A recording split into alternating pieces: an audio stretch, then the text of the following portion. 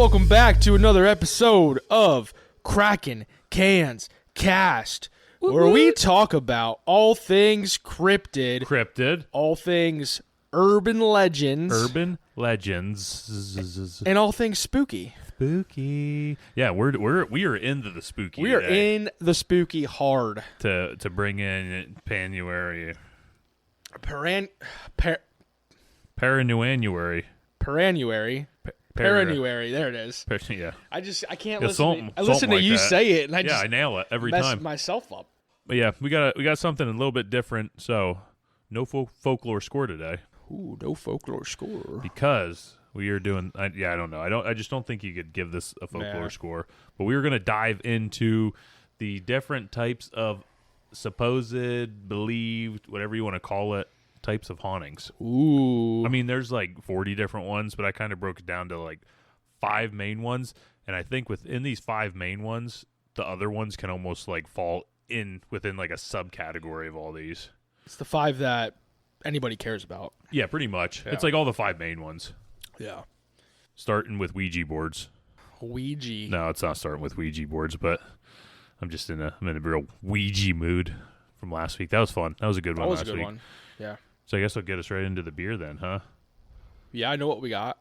Yeah. What do we got? We got, how do you say this? Is it Mispellion? I thought it was just Mispillion. Mispillion? Yeah. Mispillion River Brewing. So it's from Milford, Delaware. It opened in the fall of 2013. They said their goal was to use the highest quality barley, hops, water, and yeast to produce the finest beers on Mullet Run Street. I guess that's where it's located. I don't know. That's Mullet Run Street? Yeah. That's funny. You know, I haven't seen him in a while, but up the road, there's this house, and the kids that live there all have mullets. Hell yeah. There's like 3 or 4 little Joe Dirts running around. You deer tase. Yeah. And every time we would drive past, we would call them the mullet kids or the mullet family. So like even the boys are like, oh, where's the mullet family? Or oh, the mullet family's not home today. But honestly, I haven't seen them in a while. And every time I drive past, like nobody's there. Like I think we could be dealing with. Let me look at my notes. This could be demons. Ooh. Or these could just be intelligent spirits. They were never really there to begin with. They just knew you really liked their mullets. Ooh. But we'll get into that later. So we'll have to figure out who they are. Yeah, who they are. Ooh. So yeah. Today, the specific type of beer by them is Not Today Satan. It's an IPA, American style, coming in at 7.3. And I really couldn't find, I don't know if there's a description on the can or anything. There is. All right, so I'll read this description. Even hell is looking for more diversity these days. That's why a lot of folks claim Billy from Human Resources has appointed a new Lord of Darkness. Like Billy, this beer is a little unexpected, the unholy, joining the El Dorado, Centennial, Columbus, Cascade, and Mosaic hops. And a 7.3% alcohol by volume leaves souls begging for a drink of water. Not today, Satan. Not today. You've had this baby in the fridge for like a hot minute. Oh, yeah. And I have another one of theirs in the fridge, too. It's Space Otter. Space Otter. Nice. Yeah. We got to figure out something to use those. Because I have that one, and then I have the Alien Church one.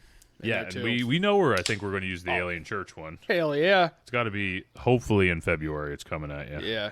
Space Otter, that'd be good for like Roswell or something if we did that. I think so. I would say so. We're rocking our new glasses that looks nice. Corey has for us. Little nugget nectar. Oh, yeah. We're rocking the T-shirt, too. Yeah. Mm-hmm. Dude, can we compliment? I finally had a good pour. Look, we both did. Yeah. That's two good pours. You pour decent a lot. Mine are usually just utterly horrendous. Take a picture of that. Don't worry. Go ahead. Don't worry, people. If you're out there listening, we're just going to pause so Corey can take a picture of his glass. You are such a dork. You just stopped everything. I forgot we were recording. It's for the people. We forgot we were. It's for the people, like I like to say. It's for the people. For the people. But yeah, so let's cheers this. Oh wait, I have the tie-in. So I'm tying this into 3 of the 5 specific hauntings. Okay. Tying this into the demonic haunting because it's obvious tie-in. Call the beer directly when describing these malevolent presence. Not today, Satan. Not today. When you're staring that demon right in the butthole.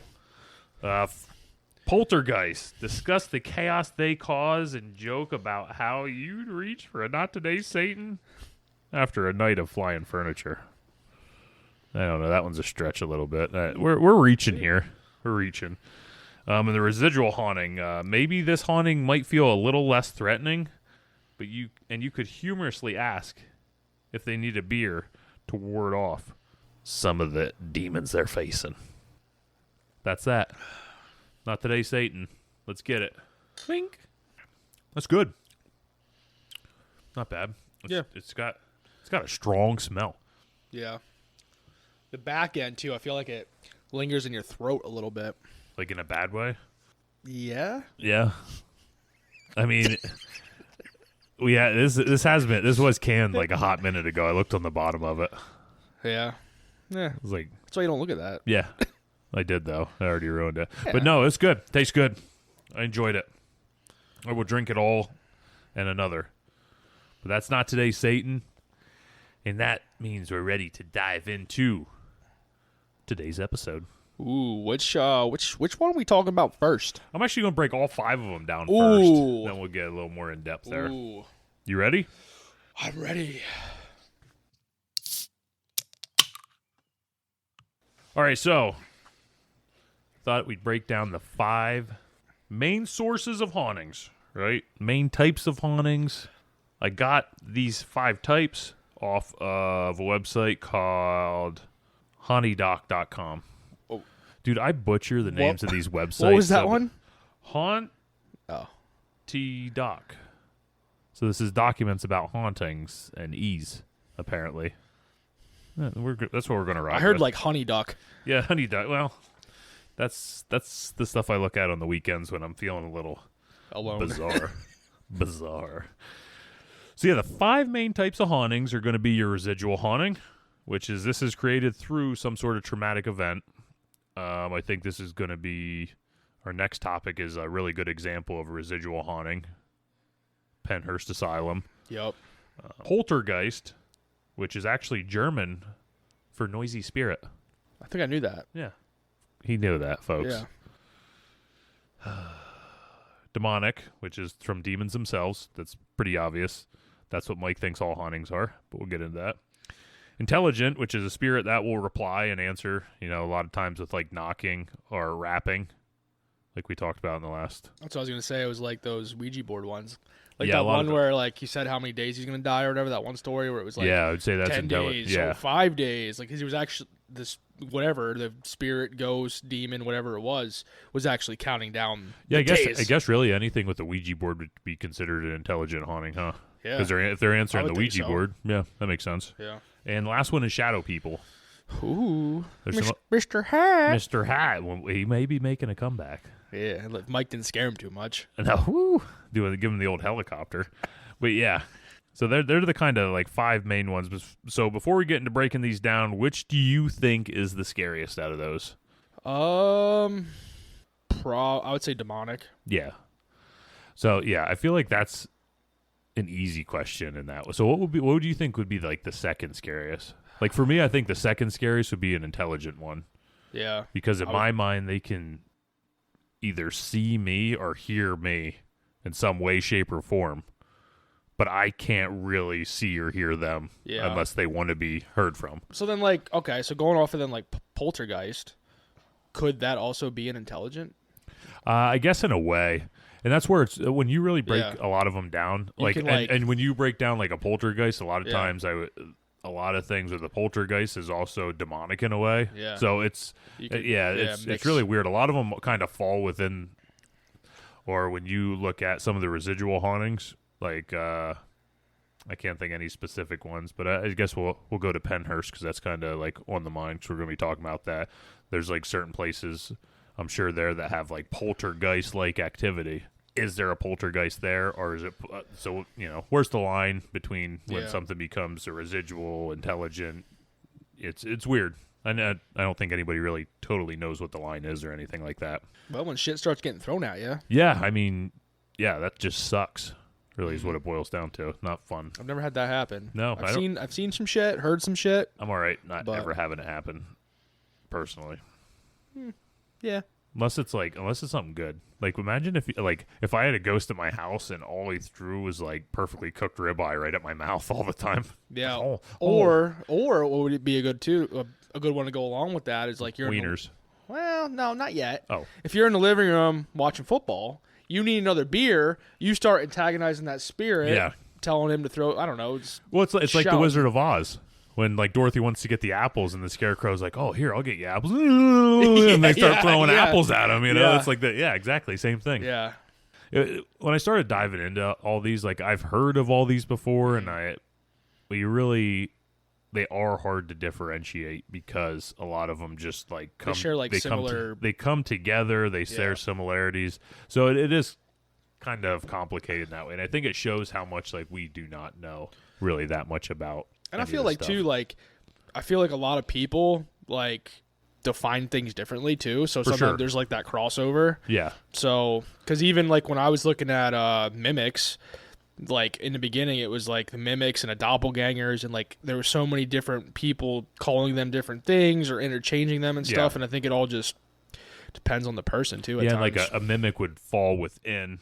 I think when I looked at this, a lot of times, like I think the demonic category is where like a lot of times mimics fell into, or like a smart spirit too. I'd feel like like one of the intelligent ones. Yeah. It just seemed like the mimics always fell more into the demonic one because of they were like trying to get in. Yeah. But we're gonna start with some residual hauntings. So residual hauntings are interesting in the way that they can almost be described like a scene from a movie that just like replays day in and day out and day in and day out. Now that doesn't mean when you go to these places that you're going to get the same things every day. You're not going to hear the footsteps in the same area. But a lot of these spirits, ghosts, hauntings believe that from these traumatic events, they like again, Penhurst Asylum, that they're just there at this asylum again, just doing their normal day-to-day stuff, whether it's nurses, doctors, patients, all those type of things. And they're like not aware of like anything that's going on. No, it's just not at all. Replaying. They're just going through the motions. Yeah. So when like, when you call to them, or let's say I know like people have the recorders. If you get that from them, they're not going to be answering your questions a lot of time. They're just going to. It sounds like kind of nonsense, but they're living in their world while we're living in ours. Yeah. Is the thought, If they're even like living in their world too, because like sometimes I think of it as like LIVIN. Like just like a copy of them when they were alive or whatever, and then they died, and it's just that copy is just playing. So there's like nothing else there. It's just the copy of. So you think like part of their soul's trapped there, though? I don't know.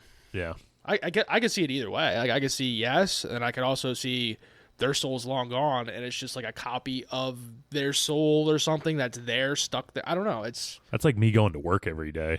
Like my soul's just not there, but it's just a carbon copy of me, just like or like a yeah. So a lot of the most haunted places in the U.S. are places that have had just horrible traumatic things happen there. Things like rape, murder, or just like horrific living conditions, horrible deaths. So imagine this horrible thing, and within this haunting, over the course of a couple of days or a couple of weeks, this will just play over and over again and play out over and over again. And I don't know, and I think that's where it's interesting, because it's not like they're just replaying this traumatic event over and over and over and over and over again. So there's a thought that during certain situations, during certain moons, during certain phases of the year, that these traumatic events are going to replay again in this realm. So like closer to like the anniversary date, maybe, could of, like, be when that event happens, or like or it's just like totally random. The souls of the spirits are said not to leave, but just to stay behind and relive this forever and ever. I know we're going to be talking about Penhurst, and are even talking about taking a visit there, which is which would be just crazy. Yeah, dude. I'm excited to hear, because I watched a couple of shows and stuff that talked about Penhurst. I'm excited because I feel like there's certain, and we're going to hopefully have a guest on for Penhurst. Yes. That has a ton of experience there. Works there last 10 years. Yeah. So hopefully, man, I'm excited because I want to just hear where, I know where the activity is from watching these shows. But she's probably got to know some like sweet spots that Yeah. like the general public don't typically Right. hear about. You know what I mean? Like, Like I want to get down there in the tunnels, and I want to square up with King. Yeah. Yeah, that's like we damn. could like double team him, not in a weird way. I mean, I'll do it in a weird way. I ain't scared. Okay, you want to? Okay, never mind. Yeah, we'll talk about that later. But the butt. That's called a 96. Yeah, according to you, yes. Well, you. Well, I asked if that's what it was. I asked. All right. Yeah. Well, we're going with it. So the horrible and tragic events that happen there are said to be going on in the other world. Others associate these events with things like footsteps, apparition, echoes of voices, rooms that are hot spots for places to have these intense events that took place within the house. So let's say the room where these things happened, or like the tunnels at an asylum or an infirmary. Yeah. You know what other word I struggle with? Sanitarium. Oh, yeah. Sanitarium. Yeah. I can see that. Sanatorium. I never know which one it is. Yeah. Is that like a tomato, or am I just totally wrong on one? And It's whatever you want. okay, I want it to be ice cream because it's so much less scary. So another place besides Pennhurst that I think is just like a prime example of a place that is just filled with residual hauntings is Gettysburg. Oh, yeah. Like that whole town is just an example of so many spirits reliving day in and day out. Any other places you can think? I mean, there's a ton of places like this. Any kind of asylum and stuff. Like state prisons. Yeah. Pretty much any kind of sanitarium. Probably like hospitals. I mean, I know it's not a for sure. asylum, but yeah. No, but I feel like anywhere that there's death. At some point was constant death. Yeah. You know, hospital, there's a lot of nursing death. homes. Yeah. Ew, yeah. Probably just stink like pee diapers. No, thank you. Yeah. Like Corey. No, just kidding, Corey. I like that smell. You do? No. Gosh. So this is gonna take us off topic. Oh God. Well, we might take this out. I'll see how it goes. All right, we'll take it out then. Yeah. There was a friend of a friend, and they had told us, like, it was a girl, and she had was talking about like her boyfriend and stuff like that. That dude liked to just like wear a diaper and pee and poop his pants and act like a baby when he was at home. Like a kid? I mean, he was like 25. Oh. Totally coherent as far as, I guess, what I would think. And who was this? This was like a friend of a friend's boyfriend. Yeah. It's weird, right? That is weird. Yeah. I mean, like, I don't know. I feel a wet fart, and I don't even like having to sit I got to go right in and wipe. Yeah. Dude, you should have wiped earlier. I did. Oh. Well, we're good. We're definitely good then. So because I thought Gettysburg was like a prime example of a place for residual haunting, I found 2 Reddit stories from Gettysburg. From Gettysburg. I love me some Gettysburg. Gettysburg. How do you say it? Like, isn't it like Gettysburg or something? Like the correct way to say it? I think it's like Gettysburg. I don't know. The natives always say like, oh, it's not Gettysburg, it's like Gettysburg or something like that. Yeah, it's like a ball. I'm gonna say it how I want to say it. That's right. Because you know why? You know who probably wants us to change the name of that? Them people down south.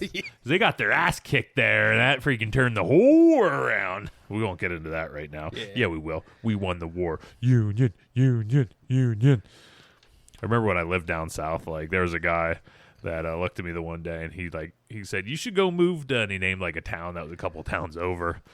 And it's like, why?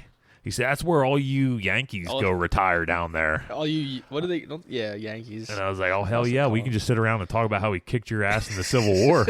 And he goes, man, no, you didn't. Like, they get wound up about the Civil War down there, yeah. Rocking their Confederate flags. Yeah. With their dip tobacco. All right, so story 1. And, dude, I'm really disappointed I forgot to, like, jot down the names of the people telling these stories. This is my apology. I thought, like, I messed up. We don't get to say it. We don't get to have a catchy tune. Hopefully we don't get copyrighted. No, they'll never be able to catch me alive. No. Anywho, so this is story. Wait, should we do Let's Head to Reddit? Are we gonna head right there this time, or is it gonna be a nice little adventure? No, I think we'll head right there. Let's go to Reddit. Let's head to Reddit. No, you know what? Stop the music. We have more Reddit stories to go later. We'll give you like a snippet of the Reddit music. Just a little like, let's head to. Wait, hold on a second. No, I mean we'll get a little more than that. Let's head to Reddit. Yeah. Done. Yeah. Oh, hit me with a little more music. Oh, that's so good. That's so good. All right. Here we go. All right, finally, let's go. All right. So, the first time I visited Gettysburg was when I was 16.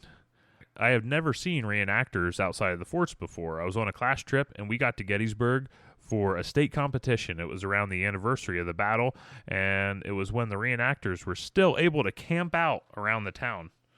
We went to the Devil's Den and up to the little rooftop. In the last castle monument, I think it's the New York 144th. I was the first of our group on the observation deck, and there was what I assumed to be a reenactor staring out over the battlefield. But his uniform looked different from the other reenactors I had seen around town. He looked to be about my age, 16 to 18, and his uniform was Union colors.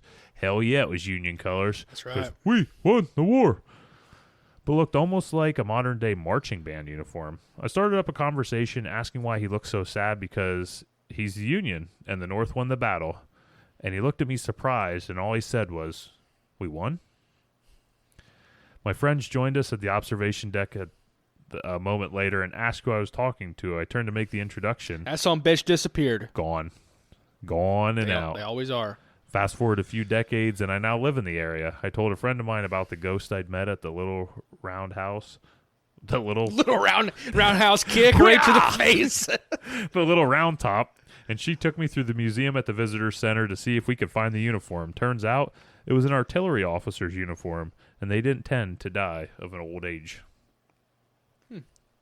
So there's that. I mean, it's not like super action packed. This next one's a little more action packed, I would say. And I'm in a lot of like, not a lot, but I think I'm in one or two like Facebook groups of like the ghosts of Gettysburg and stuff, and like people are always posting their pictures and stuff of, you know, what they think is a spirit or whatnot. And I've seen other stories like this one. Do you think there's something like, so if you're like intentionally taking pictures trying to look for spirits? I did that when I was in Gettysburg. Do you think that you're gonna like see spirits more often than if you're not taking pictures, or do you think it not matter? Like if I was just there, I would be more on the skeptical side of things. Oh yeah, yeah.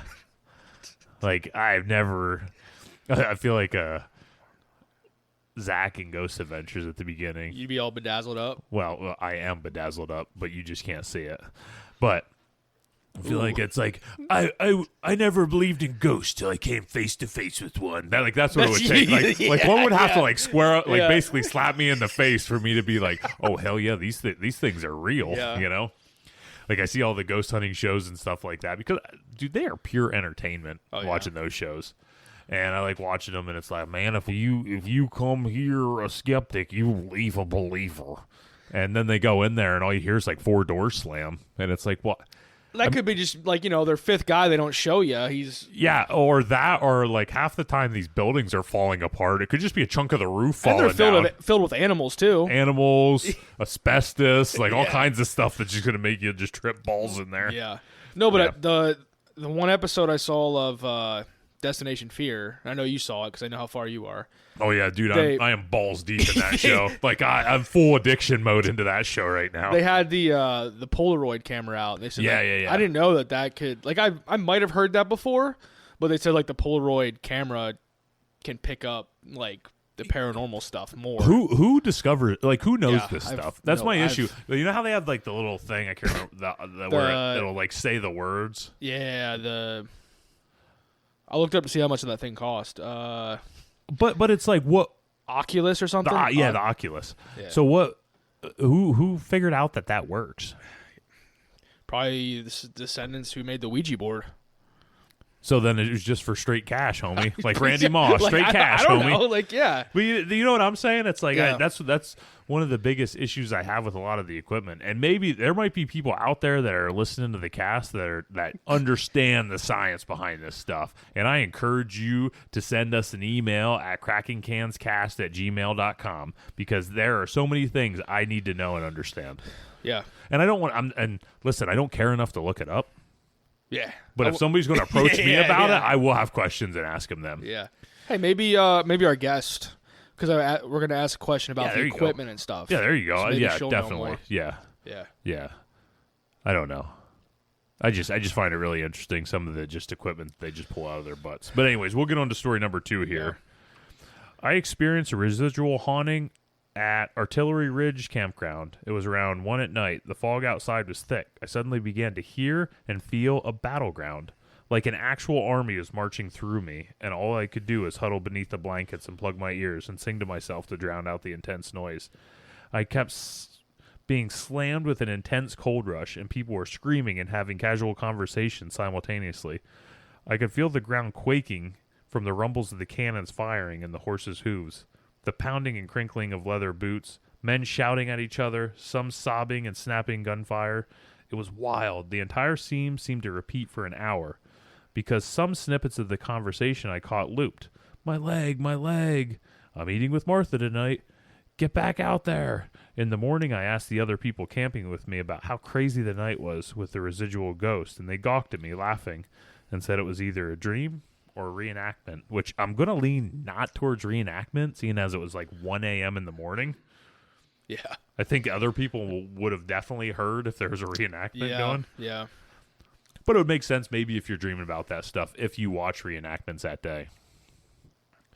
All right, so this is just going to be a real I'm over here just flipping through pages, just brainstorming, thinking. Love it. So, you know how we talked about like alternate realities before? Yeah.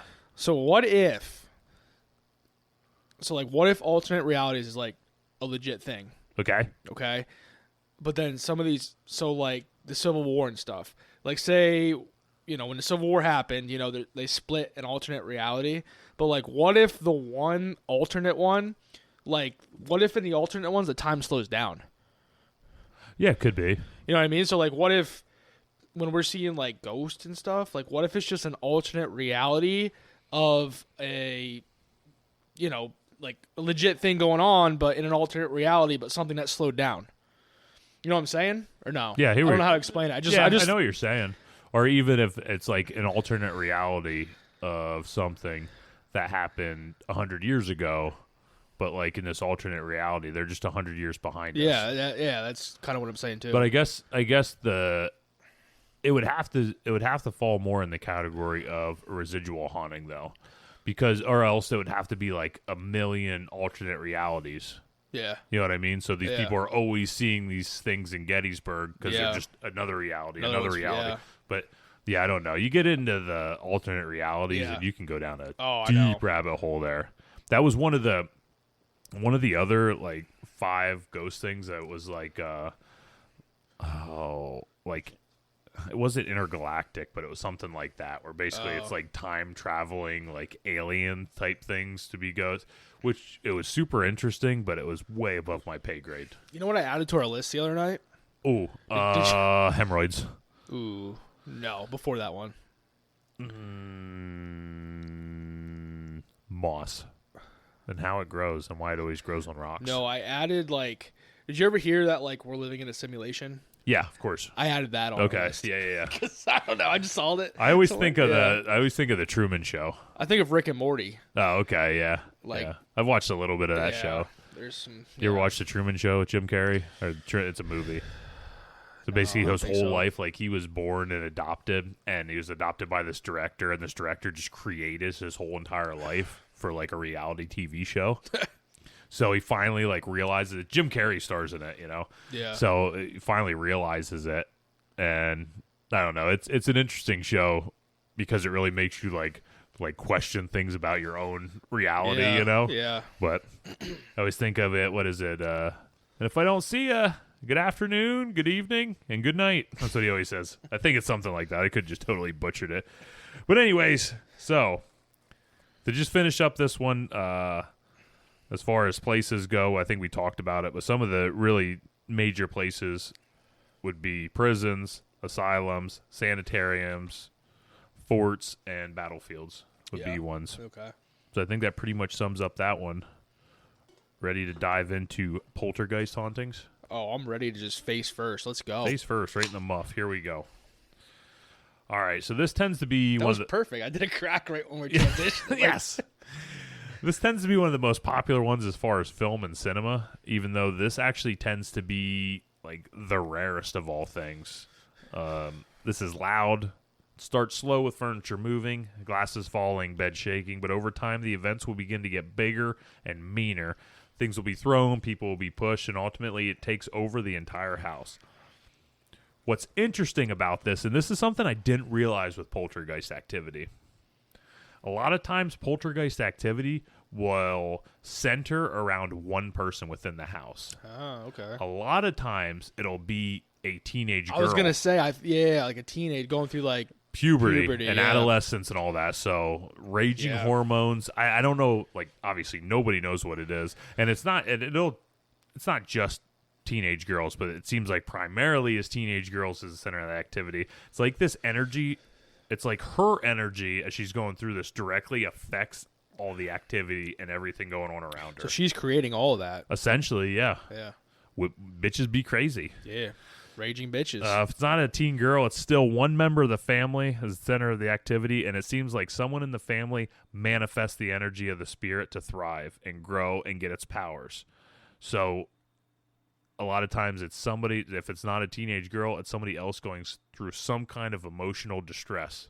Like it can feed, and it just lashes out as, I don't know, it's almost like it does it for these people. It's interesting. And there's usually three main reasons why this stops. One is whatever the spirit is there for, it got, so it's done. Or the person going through the distress is no longer holding onto these emotions, so there's nothing to feed off of. So it's like the poltergeist just moves on, or I don't even know if it moves on or it just, I don't know, because it's not like poltergeists are just like a person or somebody that used to be a person. That's what I find interesting. Oh, I'm sorry. So that actually falls into, so the person without going through the distress is like, that's all kind of lumped into like the spirit gets what it wants. The second way is it isn't really a way. It just disappears with no reason. Like it's just gone one day. Like everybody just wakes up. Nothing changed within the house except for the poltergeist is gone. The third one is with a cleanse from a priest. Come in, throw the holy water, or whatever else he does. The power of Christ compels you. And takes care of everything. And that's it. That's pretty much the only reasons, those three. It gets what it wants, or the stressor is done. I guess it's really four reasons. Gets what it wants, the stressor's gone. It just disappears. Goes to the store to get a pack of cigarettes and never comes home. Or a priest knocks it. That's it. Dad? Dad? Is that you? So, dude, you know how bad I wanted to use the Sally, like, ghost in this, but I was just like, no. Corey will not be able to pay attention to this at all. No, we don't want to go through that again. Not one bit. The people don't want it. The people do not want it.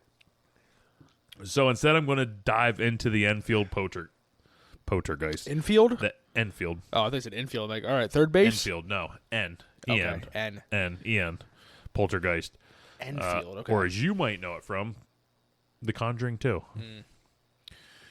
Refers to a series of paranormal events that took place between 1977 and 1977 and 1979 in the I think that hat's too tight on your goddamn head. Hodgson family. Pooh, man. The what? It's going to be a long night. It's already been. We're 35 minutes in. It's going to be a long night here. Can you I need like... How do you say this name? I got you. Ready? One take. Hodgson. Family. All right, so if it's wrong, Corey. I got you. In Enfield, England, this case... All right, deep breath. This case became one of the most famous poltergeist occurrences in history, attracting media attention and paranormal investigators like the Warrens. Oh, those. So there's actually, you know how like the whole Conjuring 2 takes place with the Warrens there and stuff? Don't quote me on this, but I'm almost positive. The Warrens went there, and within like less than 48 hours, they were told to leave because like they were just like not doing anything. Like, you're basically just trying to like already figure like as soon as they walked in, it's like, how do we make money out of this? Where do I get my sausage? You know, Yeah, my pork chops. yeah. So they were like ready to rock. So don't quote me on that, but I don't think they had like anything to do with it, like the movies claim they did. You know? Yeah. How do you say the family's name? Hodgson. The Hodgson family, consisting of a single mother, Peggy, and her 4 children, lived in a modest home in Enfield. The strange occurrences began when Peggy's daughter, particularly 11-year-old Janet, started experiencing disturbing events. These included objects moving on their own, loud noises, furniture being overturned, and the children being physically thrown across the room. The most notable event was when Janet was reportedly levitated. You remember seeing that picture? Like, dude, she could have been levitating. The picture really looked like she just jumped up in the air. Yeah. I mean, it looked like she's just jumping. Like you see those all the time, those girls at the beach taking pictures, like jumping up in the sand and like making the hearts and stuff. That's what like, it looked just like, snap. dude. Yeah, Like, that's what it looked like. Yeah. I don't know. It's such a weird picture that everybody's like, this is proof. And it's like, I don't think so. And she was thrown across the room. She also appeared to speak in a deep, gruff voice that was later suggested to be an unexplained phenomenon linked to the haunting. All right, so witnesses of these things. Neighbors and police officers reported witnessing some of these events, with some describing furniture moving and hearing knocking sounds from within the walls.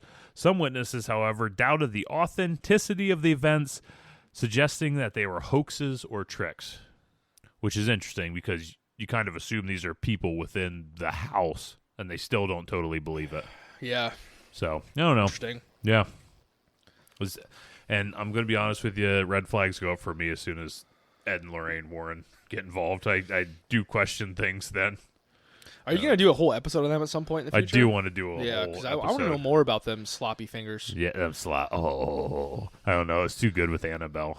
The power of Christ compels you. Because you know he's just whipping that holy water as fast as he's eating a pork chop. So this was just one of many crazy poltergeist stories. And I mean, you think of how poltergeist in Hollywood, you have how many poltergeist movies, remakes, all that and stuff. So I feel like they're probably one of the more well-known type of hauntings as far as if you're not into ghosts or anything like that, you know what a poltergeist is. Yeah. So the next one, we're going to dive into demonic hauntings. And then we're going to get into shadow people, so get ready. Corey. Yeah, we're getting shadow people. You got stuff for that? Yeah, I'm going to get my phone out. Oh, okay, cool. All right, so demonic hauntings. You got stuff for that? Yeah, it's like... So demonic hauntings, which is speaking Mikey style. Why are we speaking Mikey style? Because Mikey believes that most hauntings are demons pretending to be ghosts. Most? I thought like every. Yeah, I mean every. I'm just trying to be like lenient. I mean, people have a right to think what they want, but they all demons. That's all I know. Yeah.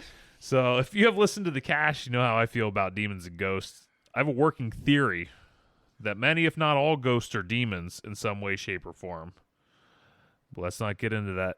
Dude, I actually wrote on my sheet. But let's not get into this because Mikey will go on and on. Like quotes for me not to even, and I already started. I even called myself Mikey when I got into it. It's like, I referred to myself as Mikey on that sheet because I know what kind of an idiot I am. I'm surprised you didn't put like stop. Yeah, it's like right now. No more. Green means go ahead and stop. Yeah. Red light. So when living with demonic hauntings, we need to understand that many people in the paranormal realm believe that this is the rarest, even more rare than a poltergeist. And many real cases have not even really been documented. This is actually a belief that if you don't believe in demons or demonic activity, that you'll never encounter one. So they believe that because demons feed off of fear, that if you just don't believe in demons or don't ever, like if you're just somebody that goes into a place and you hear a noise and you think it's just a ghost, that demon will have like no power. So somebody like me would be like screwed if I ever came face to face with a demon. So if we go to Penhurst. Yeah, and like, cause King down in the, like that's a demon. Yeah. The dude's demon. I'm rethinking this now after I read that. It's like I never took into consideration that like my brain is effed. Yeah. So let's think on this for a second. Why would demons not really want to appear to people that don't believe in them. And I guess it is that just feeding off fear, right? Yeah. They get no power. Yeah, and in some way, shape, or form. And I find it really interesting because I think a lot of these places where there's like these residual hauntings, and this is why I think that a lot of hauntings are demons. A lot of these places that have residual hauntings, I feel like would be perfect places for demons to just feed. Now, why they never leave here, I'm not sure. Maybe they can still feed in the afterlife after everything's settled. Maybe as soon as they step out of that realm, they kind of lose a lot of that strength and things. I don't know. Me and my wife got in a pretty good discussion today about like why a demon won't want to leave. What's her take on it? Like demons and stuff and ghosts and all she's that. She's the same with me as far as like that goes. Yeah. And talking on that, she just kind of thought that there must be some kind of energy that's left behind places like that these demons can continue to feed off of to strengthen them. And I don't and I don't know, as soon as they leave these places, do they just like or maybe they have no reason to leave. Maybe there's that much food and negative energy and just like bullshit left behind that there's no reason for them to ever leave. And too, like a place like Penhurst and other similar places that are tourist attractions, like you got all these tourists coming in and stuff. Like, why leave when you got all that free food? Get you a little quick nibble. Yeah. Quick nibble. It's like you got those seagulls at the beach. Yeah. You know, they know they're gonna get them crackers. And... Oh, dude, man, fuck them seagulls. They suck. I do not like them seagulls. Yeah. Oh. All right, so I've actually found off that site that oh, man. Haunt Doc. That's the website. Haunt Doc. I don't know where I got an E in there. It's just hauntdoc.com. I think I accidentally put an E in there. Haunt Donkey? Yeah, Haunty Doc. So Haunt Doc website, they actually had the best way to describe demons. And I literally just took this off their site, so this is like all goes to them. They had a lot of really good information on spirits and stuff like that. Congrats, guys. Congrats. Let's hear it. So number 1 is angelic, a being of beauty that will manipulate the person to commit something that is sinful or out of the ordinary. Demonic. Say that one more time. Angelic, a being of beauty, so it's going to try and present itself as this wonderful thing to you to get you to do something that's just evil. 2, horrific or evil looking. Some people claim they have seen demons that are incredibly hideous to look at. I believe demons do this as a scare effect because they know if we have fear for them, they will feed. But they also believe that these nasty, grotesque forms of them isn't their real appearance either. It's more for like fear and power over people. What about Beetlejuice? Don't say it again. I mean, we've said it already many times. He's not a demon. What is he's a ghoul. He's a ghoul. I guess. I don't know what he is. I think he's a demon. Maybe it seems that way. Yeah, I don't know. Like don't let him in. You know, don't say his name 3 times. Don't let him in. It seems very demonic with me. You know? I like him though. So number 3, another way they'll appear is a black mist, black fog, black shadow, black smoke. Hey, but we can't go black face. Black people, they said here. Oh no. That was me. Let me cross that out quick. You were not sorry. You were supposed to say that. Most demonic hauntings, the occupants claim to be followed by a black mist or black fog. Black face. In the ghetto, they're said to no. The ghetto. Oh shit! So I thought you were serious. Number 4. It's horrific or evil looking. Some people claim that they have seen demons that are incredibly hideous to look at. I believe demons do this. Slow down. This is. Boy, something went on here. We're just good. Something really went on here. So those are the 3. Dude, I don't know what happened here. Those are the 3 reasons. The black mist, the horrific, evil looking, or angelic. I don't know. 4 and 5 are exactly the same as 2 and 3. So there's only 3, not 5? Yeah, I think there's just 3. All right, so I want to tell you. All right, so I think I already told you before, but like at my wife's house growing up, like I think there's a demon there. Because like her mom saw the same woman that I saw. Okay. So, like, I know... So she... All right, I don't know which one I want to go over first. I'll go over hers first. So, like, she saw this woman in, like, a white dress sitting in one of their cars before in the driveway. Mm-hmm. Like, they got home. She looked over, saw this woman in a white dress sitting there in the car, and, like, described her face as being, like, just, like, demonic, evil looking. And then, like... I don't know, probably, I don't know how long after this, maybe a year later, Kendra and I fell asleep in her room watching a movie, and I remember shut up. I didn't say anything. I'm into it, man. I'm into it. I remember waking up. Listen, she falls asleep. All my stories involve her sleeping. All my ghost experiences, she's sleeping. Yeah. But she was sleeping. I remember I woke up in the middle of the night, and I saw this woman in a white dress floating in front of her closet. And as soon as my eyes opened and I saw it, she vanished. What do you think, though? Why the white dress, though, you think? I don't know. Yeah, but it was like the same thing that her mom saw a couple times at their house. And then there was even times before at their house where we were in the living room on the couch watching a movie. She's sleeping, of course. And I remember hearing... who's we? Me and my wife. Yeah, but you said we're watching a movie and she's sleeping. Okay, right. So it's like I'm watching a movie. She's sleeping on the couch. We were the only ones there, right? Like dogs sleeping on the other couch, right? Nobody else. I heard footsteps come from the end of the hallway to the living room and stop right at the couch. And I remember I turned around and looked right when I heard them stop. Nothing. And I even had my little freaking EMF reader before at their house. And he hit the button. He said, "My name's Corey. What do you want?" No, I was hitting that shit in the one bedroom, and that shit was blinking like crazy.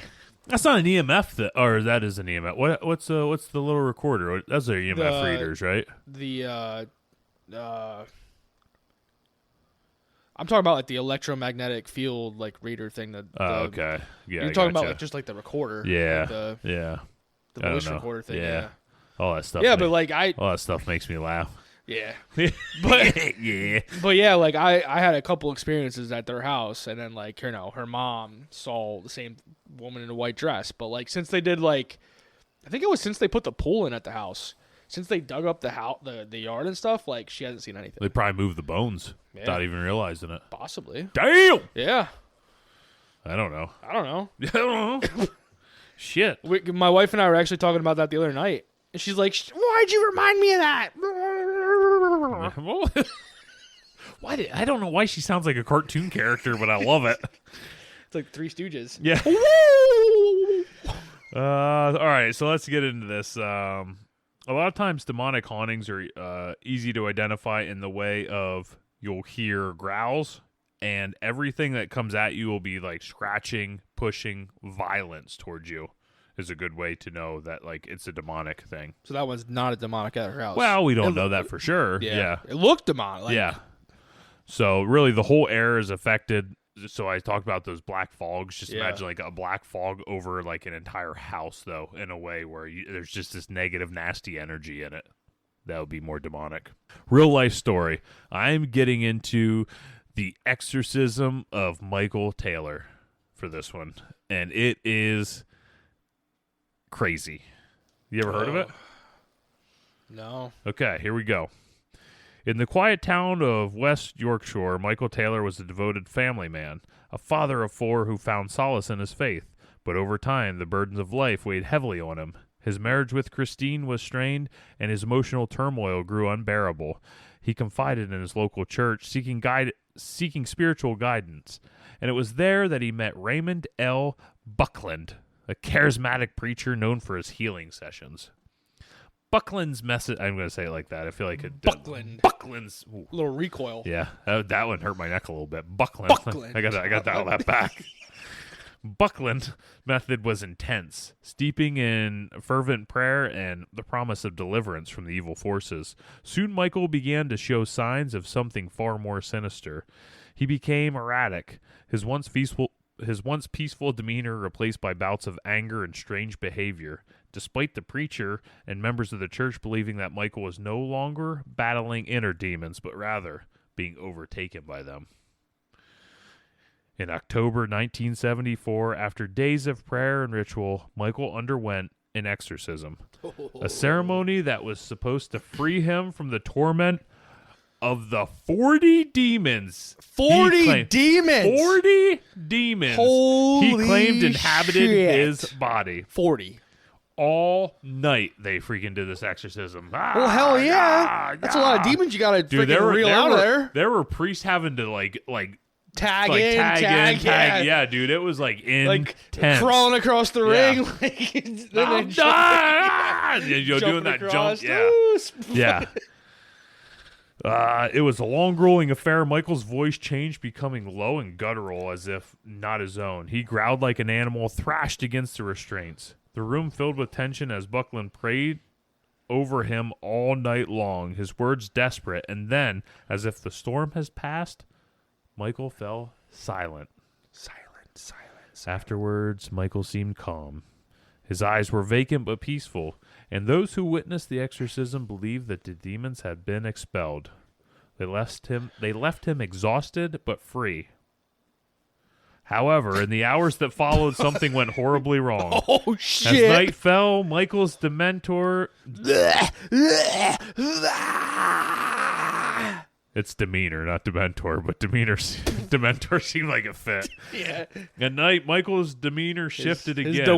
His demeanor. This time, there was no calm. He walked through the house in a trance, his eyes hollow, his movements mechanical. The world around him faded away, replaced by something darker. His mind seemed to fracture, and in that moment, the violent force he'd been struggling with took control. In a fit of rage, Michael turned to his wife, Christine. He attacked her mercilessly. Broke her neck. His hands tearing at her face, gouging her eyes from their sockets, mutilating her in a way that defied human comprehension. The family dog, too, met a brutal fate at Michael's hands. Holy shit. When the police arrived, they found him standing amid the carnage, his face blank, drenched in blood of his loved ones. His eyes no longer showed any trace of recognition or remorse. The authorities arrested Michael, who was diagnosed with schizophrenia. Of course. Though many still wonder if the exorcism had played a role in triggering his violent outburst. Was he truly possessed, or had the pressure of the ritual combined with his fragile mental health shattered his grip on reality?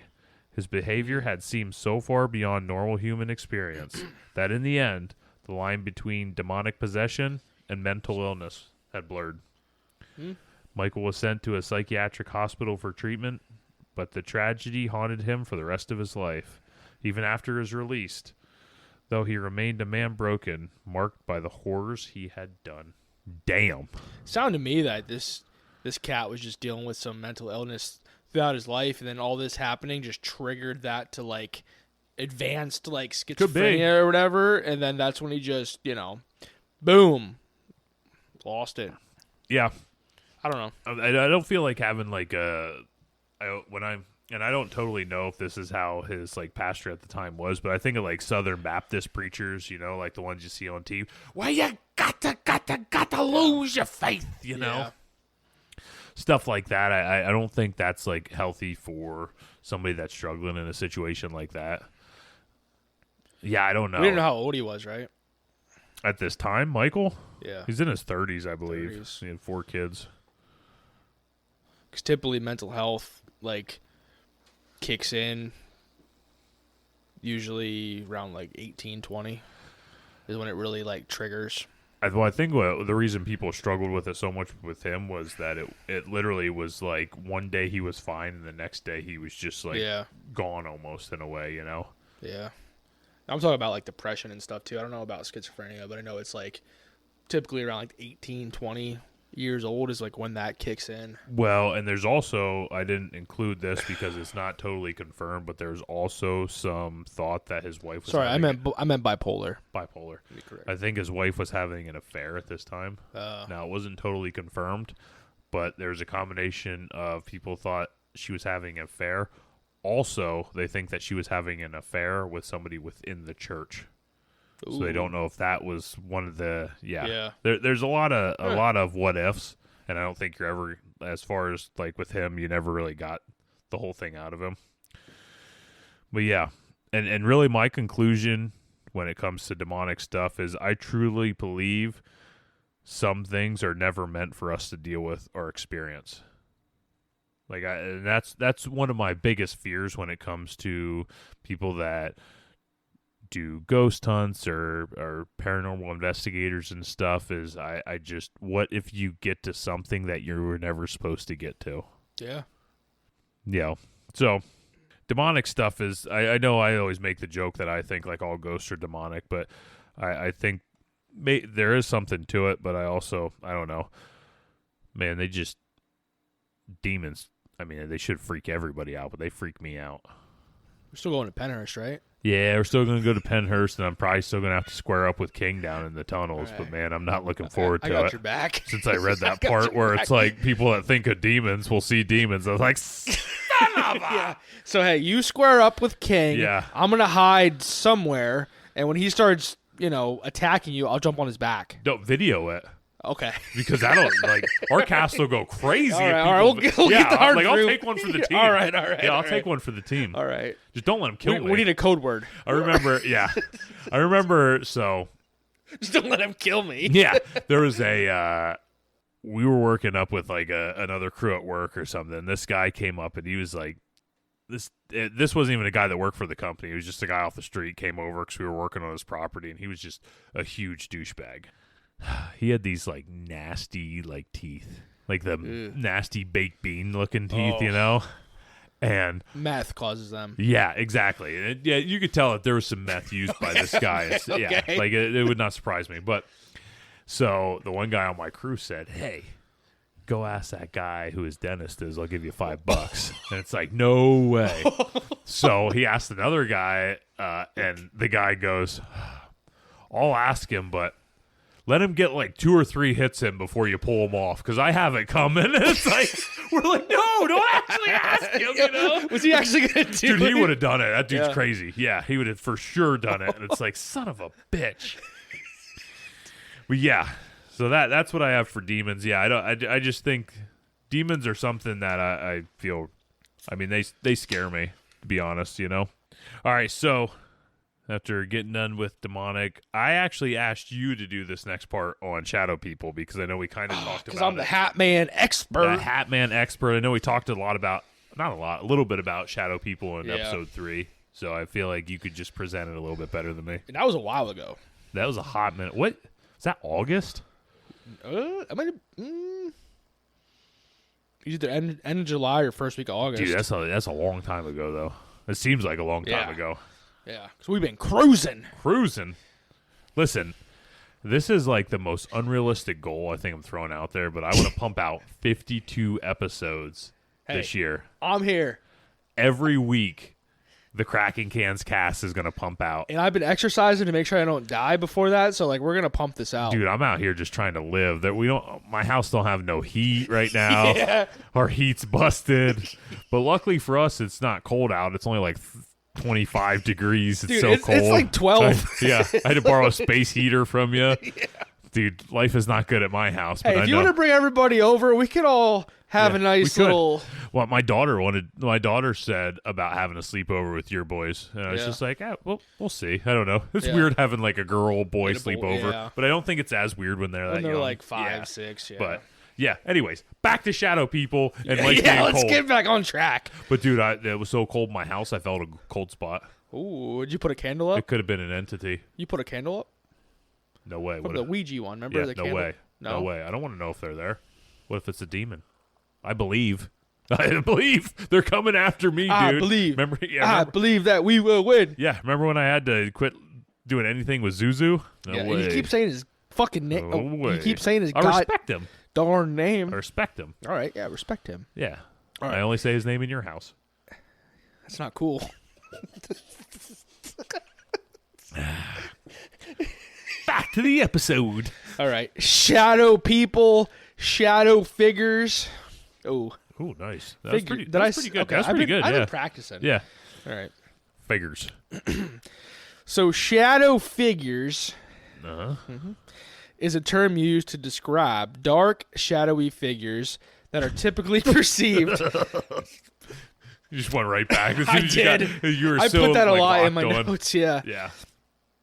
So they're typically perceived in peripheral vision or during altered states of consciousness, such as sleep paralysis or in low light conditions. Hypothermia, too. I think it's funny when you see them in low light conditions because it's like that, like when you see a coat over your chair and the lights are low and you think it's somebody. Yeah. You're like, it's whoa! like, I'm not sure. Like the low light conditions is a good way to do it. These figures are often described as human-like silhouettes, usually without distinct facial features or details, and are sometimes thought to be fleeting or moving quickly. Sometimes I read that they have like glowing eyes too. Yeah, like red glowing eyes. Yeah, red usually. Yeah. Like I'm gonna get into some of like the popular ones, like Hatman and some of the others, but like there was one that's like just a shadow figure with like bright red eyes. Yeah, was one of them. Mothman. Yeah, but he's not a shadow. That mother effer's real. You ever see him? Not yet. Once we go down to West Virginia. Real. Point Pleasant, we're going. Yeah, we're going. We're going to the Mothman Festival. Hell yeah. Anyways. We're gonna first start in our neck of the woods. All goes well, we'll venture off to other neck of the woods. Dude, there's weird stuff goes on in West Virginia. I know, that's why I'm gonna wear some like something on my butt. He's gonna take his EMF detector there. Yeah, that's right. That's right. So shadow figures or shadow people have been reported across various cultures and time periods throughout history. And I went over this in the Hatman episode, so this is just going to kind of be a recap from the Hatman episode. So ancient times, various ancient cultures have myths and legends that involve shadowy figures or spirits. In ancient Egypt, there was a belief in shadow beings called Hayvit, which were considered to be part of the human soul. The Hayvit was a shadow of a man that could detach itself from the human body. Just pop it right off. So he could, like, the soul would detach, the shadow, whatever, would detach from the human body. The human body. And then medieval Europe, shadowy figures were often associated with demons or evil spirits. Stories of encounters with dark, shadowy entities are found in European folklore and often linked to tales of hauntings and supernatural occurrences. I think this is what I was talking about, where a lot of them kind of like run together. Like shadow people can be run into demons, and And then it goes into like indigenous cultures, Native Americans. They had a lot of beliefs with shadow figures, shadow people. 19th and early 20th century with the rise 19th? of... Did you hit the F? I definitely hit the TH. Okay.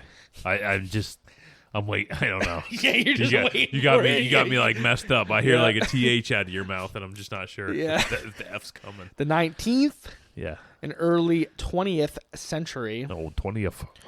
With the rise of spiritualism, which Crack Dick over here talked about a lot with the Ouija aboard episode. Accounts of shadow figures became more widespread. People reported seeing dark human-like shapes during seances or in haunted locations. And then, of course, the modern era, shadow figures or shadow people gained significant attention, particularly within the fields of paranormal research and popular culture. Modern reports often describe shadow figures as dark humanoid shapes that appear in peripheral vision. Tall, dark, and handsome, as I like to call them. Yeah. Yeah. Hey. And they evoke a sense of fear or dread. And then I think that with the evolution of the internet and social media, these shadow figures are becoming more mainstream and known by a wider audience. That makes sense. So the concept of shadow figures is deeply rooted in the human psyche and has been interpreted in various ways depending on cultural, religious, and historical contexts. While the exact origins are difficult to pinpoint, Orifices. the consistent appearance of such entities throughout history suggests a long-standing human fascination with and fear of the unknown. That's great, but I need to know some shadow people. All right. Hit me with them. So, the Hat Man. The Hat Man. Which, that was one of my favorite episodes. That was pretty good. I think. Yeah. Like, I really enjoyed that episode. What was that, episode 3? Was episode 3. Crazy. Yeah, that was the second one What's this, episode 24? 3? 4? 3? I don't know. It doesn't matter. It's It don't far. matter. Yeah. 20 something. Yeah. 20 something. Hat Man. He's You like broke the sound barrier on this. yeah, that's right. I'm just alternate realities. I want to make sure everybody hears. So Hat Man. I thought you were going to describe alternate reality, so that's why I froze. And No, yeah, my bad. No, it's on the list. Yeah, my bad. It's on the list. Yeah, no. Check your phone, you Yeah, idiot. yeah. Hat Man is the most well-known shadow figure. We're practicing this word. It's a figure. Figure. Often described as tall, a dark figure wearing a wide-brimmed hat, sometimes a top hat and a long coat. Ooh. He is usually seen in low-light conditions or during sleep paralysis. He wears a monocle sometimes. It's crazy. And people who encounter him often report feeling intense fear, oppression, or being watched. And some view Hat Man as a malevolent entity, while others speculate he could be an interdimensional being, a ghost, or a psychological manifestation. Damn! The reoccurring nature of Hat Man sightings has made him one of the most iconic and unsettling types of shadow people. So I think it's, y'all need to go back, listen to our Hat Man episode to hear more about this sumbitch. But I still think that it's interesting that the Hat Man has been seen like all around the world. Yeah. Like people have witnessed this, shadow figure wearing the wide-brimmed hat. And he's not just cultural. Like, he's everywhere. Yeah. Yeah. So it's like there's something to say about whether he's real or not. He's like the tooth fairy, but to just put you in sleep paralysis. He just comes and just eats your stares soul at you a little bit. He just nibbles on your soul. He doesn't eat it he all. He doesn't do shit. He just stands there like, "Come on, Mr. Hattie." That's what you think. You want to come? You can't see his hands, but he's actually pulling your soul out your anus. My intestines? Like, what's he pulling on? My wiener? I don't know. Yeah. It's hard telling sometimes. Pulls hard enough, they can all look the same. Yeah. And then some other shadow figures that are, I guess, some of the most common ones that people hear about are crawlers. Ooh, I know they talked about that in Destination Fear. I think they might talk about it. Yeah, creepiest. About I don't know. I don't think they necessarily saw something, but I think they were talking to somebody who saw like a crawler. And crawlers, unlike the typical shadow person who might stand or walk, crawlers, of course, are often seen crawling or slithering across surfaces, which contributes to their unsettling nature. Don't you think that could just be an animal when you see them in the dark, though?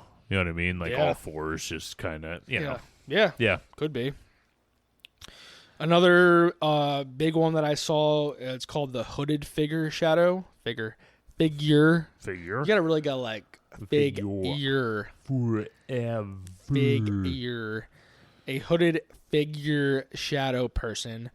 So that refers to a paranormal phenomenon where someone reports seeing a dark, shadowy figure wearing a hood, covering over its head, often appearing in the peripheral vision, or during sleep paralysis. So it's similar to the Hat Man, but it's just wearing a hood. A hood instead of a hat. Like he left his hat at home, and it's like, oh man, this is so like, embarrassing. Well, that's all right. Let's throw this up. yeah. Shit, I'm going bald. Yeah. I don't have my hat. Yeah. Well, I guess my hood will work, so I'll cover any good moon burn up there. Yeah. It's cold out. It's 12 degrees out. I need my hood. Yeah. Yeah. And the other one, which I went over this one in the Halloween episode, the Smiling Man. Ooh, I hit me with it again. Remember that story? It was like the girl who was out like in the streets or whatever. Yeah. So apparently that's like a creepypasta thing. Yeah, I believe that. But that's creepypasta, the Smiling Man, which was also the Reddit story that I read over, like I said in the Halloween episode, which he was like a shadow, the man, chasing this girl, a big smile on his face and stuff. And I saw that one come up a lot online with Reddit, and then creepypasta, and I saw it come up in some other sites and stuff. But that's been a pretty big one. So they're kind of the big ones that I came across. And then what was the other one that you said too? That you mentioned the one when we start talking about this. Yeah, I don't know. I don't remember. Yeah, I don't remember either. Mothman. Yeah, I just said about the red eyes. Yeah, the red eyes. Yeah. That was one that I keep seeing too, like shadow figures, but like just like it didn't necessarily fit into like, you know, crawlers, Hat Man, hooded figure, but it was just a shadow figure with like bright red eyes. Yeah, that makes sense. That's another one that I saw that was a pretty popular one. Yeah. But it seems like at least what I saw with these figures, these things aren't.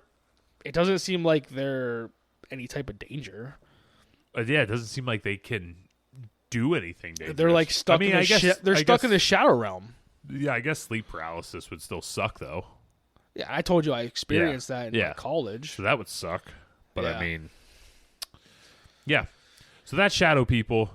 Thank you, Corey, for hitting us with that info. I knew that was. Yeah, I know you kind of already dove pretty far into them with the Hat Man episode. Try to just do a little brief overview for you. Yeah. I thought you were going to just like hit a summary of what everything you just said real quick, and I was going to be like, okay. Go ahead and cut Go this. ahead. Yeah, go ahead. Just stop recording. We're fine. So we're going to dive into the last one, which would be an intelligent haunting. An intelligent haunting is a type of paranormal event where the spirit that is aware of the living and can interact with them. Intelligent hauntings are different from residual hauntings, where spirits replay events from the past. Because a lot of times, residual hauntings and intelligent hauntings can kind of overlap, I think. Yeah. As far as what people think they have at their house and things like that. That's why I think like residual haunting is just like a carbon copy of a spirit or something like that, where it's just replaying at certain times or whatever. And then like the intelligent is like a specific spirit or something it's there right now. Stuck. It's there. It's there right now. It's able to interact. Most of the time, intelligent hauntings will be tied to a person or place, and they can be basically stuck there for a few reasons. Unfinished business in this world. Maybe they'll try to sometimes they'll try to replay an event, but it's because they want answers from that event. If that makes sense. Something happened traumatically to them where they want to know why that happened. So they try to replay it to try to figure it out, basically. Yep. Figure it out. Refusing to move because of fear of the afterlife. But what if that son of a bitch house gets torn down? I don't know. You're done, I guess. Yeah. Done. Yeah. So refusing to move because of fear of the afterlife. And the last one is, do you want to remain with a loved one? So I dove in. I have a little section here. The movie Ghost. Ghost, yeah. You seen that movie? Yeah, with Patrick Swayze. Yeah. Who hasn't seen that movie? Whoopi Goldberg. I'm trying to Come on. figure out a movie. Demi Moore. Yeah, Come on, dude. I mean, I figured you saw it. Come on, dude. I was hoping. Yeah. Ooh, making clay. Yeah. So intelligent spirits get confused with residential. Get confused with residual, but there are some key differences. So the key points about intelligent hauntings is the interaction. They can respond to questions and move objects and manifest as apparitions and seemingly communicate with people in the present. The awareness appears to be conscious of their surroundings and can react to changes. An example of it would be a ghost that seems to follow people around the house, answering questions by manipulating objects, or appears to have a conversation with somebody. Key points of a residual haunting is obviously there's no interaction because they cannot respond to people or seem to be aware of their presence at all. They'll be repeating patterns because they play out the same events repeatedly, often in the same locations under similar conditions. And an example of this would be a fleeting image of a person walking through a doorway in the same spot every time, hearing the sounds of footsteps in a hallway even when no one is there. So that would be that. And I think it is. I think if you're just like gung-ho into it, it would be hard to tell the difference between those two because you hear a bang's a bang, you know? Yeah. She bang. All right, now, listen. We can go to Reddit.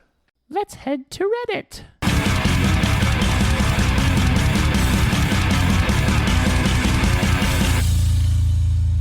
All right, we're back, and I have a Reddit name for this one. This is Che Mice. Che Mice! That's right, Che Mice. So, I spoke to one of my dolls through a spirit box. A spirit box. That's what it is, a spirit box. And feel like I'm going to cry. So here are the findings. I've been collecting vintage dolls since I was young, and I've always wanted a composition doll, but they're so expensive. A few weeks ago, I found one at a yard sale and snatched it up. I was playing around with the spirit box, and something came through. He told me he was one of the baby dolls. I listed a few of my dolls, and he kept saying no until I got to my most recent doll, and he said that was him, and that his name was Jack. He was 12 when he had passed, and his life was hard. He told me how he died. I won't share it here. It's disgusting and so sad, and I'm sure it would be breaking the rules. He referred to his killer as a creep, so I'm sure you can guess how he passed. Good God, woman, no. He told me when he saw me, his life didn't feel as hard, and he told me that he loves me. He also referred to me as his mother. I used my full name, which I didn't usually use, but I had used it when I introduced myself to him. I just wanted to share this little story. It's probably get a photo of him and post in the comments soon, but it's late and I'm tired. So this is an edit to this. I don't think he's a demon. I've had to get rid of dolls before and cleanse my space due to negative entities that have attached itself to one of my dolls. She's got rid of dolls before? Dude, it's like if ever there was a sign that it's probably time to give it up. Yeah. My dog hated that doll and wouldn't step foot in the room. I always checked on him, so this is the doll that she had to get rid of. I always check with them and my cat when I get a new doll, and they seem to like him. And my dog even gave him a little nuzzle. I don't get any negative feelings from him. That's like I don't know. This demonic doll's back there like, oh yeah, that's what I like to see.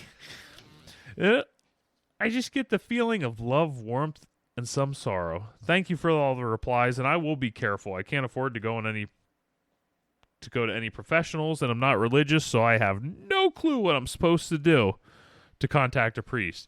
I will update some more when I can. Thanks again, y'all. So this is like an example of an intelligent spirit just having a full-on conversation. Not sure, with a doll is a little bit weirder. I know a lot of times when we talked about like the Annabelle doll, that was demonic. Yeah. A lot of the possessed dolls were demonic in that way. So that's what I got for the 5 hauntings, spirits, things that are just going to take over your ass. And because we're not doing a folklore score, Corey, I have something a little different tonight. Ooh, what do we got? Are we going to dance? I'd like to play a game. Ooh, what game we playing? It's a guessing game. And you have to match my description to what kind of haunting it is. Oh. All right. So, Corey, I have 5 of these, and I want you to pick 1 through 5 to start. 3. 3. All right. Are you ready? I'm ready. A grieving family begins to notice strange occurrences after the death of their loved one. They hear knocks on the wall that seem to respond to their questions. Objects are occasionally moved, and once the deceased name is written in the mist of a window, the family feels they are being visited by the spirit of their loved one who interact with them. What type of haunting am I? That's kind of a tricky one. Because, I want to say poltergeist. Is that your final answer? I want to say it. Okay. But do I want to say it? No, you do not. I was going to say, because it's not. I'm going to say intelligent. Is that your final answer? Yeah. Intelligent answer is correct. Okay. All right. Yeah. Woo! Yeah. And the key giveaways was That it replying to the name with the knocks, replying 2 questions with the knocks. Because at first when Makes I it heard different. whatever the shit happening, I thought it was the poltergeist. But yeah, go ahead. What's next? Number 2. All right. So this one will be a little bit easier for you. People who walk through an abandoned part of an old hospital often feel a sudden chill, and many have reported seeing dark, shadowy figures lurking in the corner of their vision. These figures move quickly and vanish when looked at directly. They don't seem to interact with their surroundings, only appearing and disappearing without any known purpose. Shadow figures, shadow people. Is that your final answer? Yes. I'm sorry, Corey. This was a demonic haunting. No, I'm just kidding. Okay. It's shadow people. You're right. All right. So, All right. in a small apartment, objects such as books, plates, and chairs move around with no explanation. One night, a lamp is thrown across the room, shattering on impact, but no one was in the room at the time. The activity continues sporadically with increasing intensity. That is a poltergeist. That, my friend, is a poltergeist. That's correct. Yes. What? I gotta think. Okay. A family got begins experiencing terrifying disturbances after moving into a seemingly normal home. The air grows thick and heavy with the oppressive presence, and one night the walls of the house appear to be pulsating. You know what else is pulsating? Nope, don't say it. Okay. Strange voices whisper in languages that families don't understand, and the haunting becomes violent with unseen forces attacking family members. The entity feels purely malevolent and otherworldly. What am I? I am a demon. Demonic haunting is correct. Yes. And last but not least, every night visitors report hearing the sound of footsteps echoing through the hallway even though no one is there. Some claim to see a faint figure of a woman walking through the same path each time, seemingly unaware of anyone's presence, repeating the same motions as if trapped in time. Is that it? That's it, yeah. Residual. That's a residential haunting. Ding, ding, ding. Yeah. Ladies and gentlemen, he got all 5 right. 100%, baby. 100%. 100%. Yes. I won Jeopardy, boys and You girls. did it. You finally did it. I did it. You Yes. finally did it. Woo. So with that, that's all I got. Folks. Yeah, folks. Yeah, folks. So No, you- that's it. It's the end of the episode. So You guys can go ahead and follow us on on Facebook, which is our number one, Facebook, TikTok, TikTok, Instagram, Instagram, YouTube. YouTube. That's it. Nothing else. Don't even look at us on Don't Threads. even look. Don't even look at us on Threads. But yeah, I hope you guys enjoyed this. We have an awesome one coming at you that Corey's been working super duper hard on, because if you people didn't notice, for the first time in Kraken Cans history, Mike did a presented back-to-back. Now, I've done back-to-back episodes, but because they were 2-parters with the dolls, so that doesn't really count. But yeah, back-to-back presentations from Mike. I got to catch up. I feel like I've been slacking in the presentation department, and I am here to serve you people. So yeah, with that, I am the Crack Daddy Mike, and I am out of here. And with that, I am The Butt Crack. the buck. I gotta go pause that over there though. We gotta do this. BK. All right. Have it your way. Butt crack. Corey Stupid.